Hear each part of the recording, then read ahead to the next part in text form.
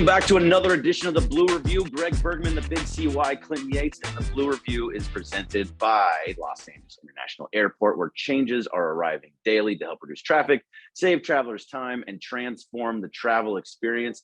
We got to talk about that man, Bobby Miller, who came out throwing heat last night, Clinton.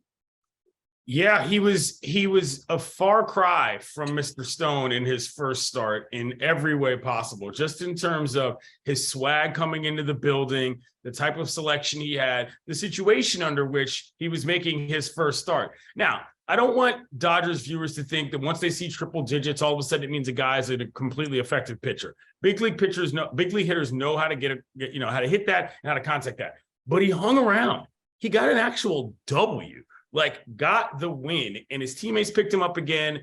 Look, if there's going to be one of those yearbook situations, let's just say they go on to win the World Series, this is probably the series at the beginning of the year that you say 50 games in or so, where whatever turnaround or whatever kickstart was going to happen, this was it. They've taken it to the Braves twice now on their home field, and it's been a little bit contentious. I've been very impressed, quite flatly, with the Dodger Blue.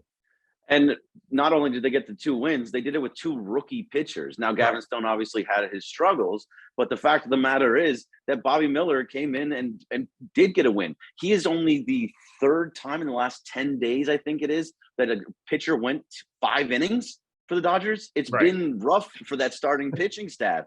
So for a guy that's his first major league start, going 5, getting the W, that's huge for his confidence. And I loved seeing his family there going all crazy in the stands. It was fantastic.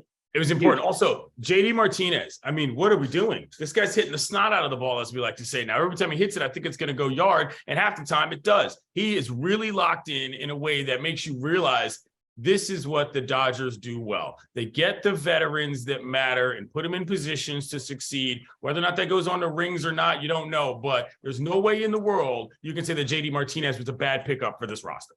No, and especially at 1 year and $10 million, that's pretty impressive. I give Andrew Friedman so much credit. He does this every single year where he just finds some random dude. Now, JD Martinez is not a random dude, but he finds the veterans that kind of aren't really hitting well or pitching well in other places, pulls them in and says, "We got you. Don't worry about it."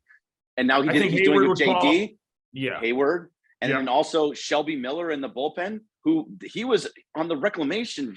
He was just bouncing around at AAA, he was just couldn't find his fastball anymore. And now he's a very valuable part of the Dodger bullpen. He does it all the time. And then what the weird thing is, they leave and they fall apart. Look at Tyler Anderson with the Angels. He got paid and whoop, bye-bye. So I always got to throw a little shade at the Angels. It was tough to get rid of JT, Mr. Turner, but I think they've made the right routes in terms of going to people that are going to be able to fit in with what you've got and not just with what you had. And it's showing in Atlanta big time. But let's get to the most important moment of the day in Major League Baseball. Obviously, had to do with urban pests. Greg, please set up this story. So there's a video going around at Yankee Stadium. There was a squirrel that found its way to go along the outfield fence. And I love the video so much because every Yankee fan is going, "Oh," they get all wide-eyed. Look, man, I don't want no squirrels around me, okay? Especially at the ballpark. I think I'd be doing the same thing. People are acting as if "Oh, what's the big deal? It's a squirrel." I'm like, you all haven't lived on the East Coast.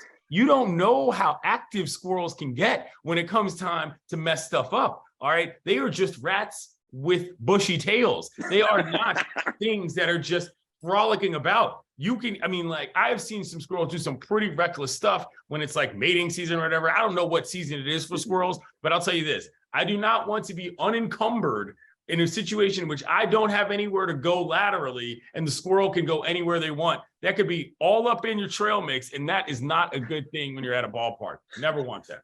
Never. I love it when I sent it to you, you said it was like, "Who runs the world?" Squirrels. Yes. I stole that from, I'm not going to lie, I stole that from MLB's social team because they actually tweeted that, and I was like, that's a good tweet. Good job. So good job, MLB. All right. So yeah, no squirrels for me, especially like when you said you can't move.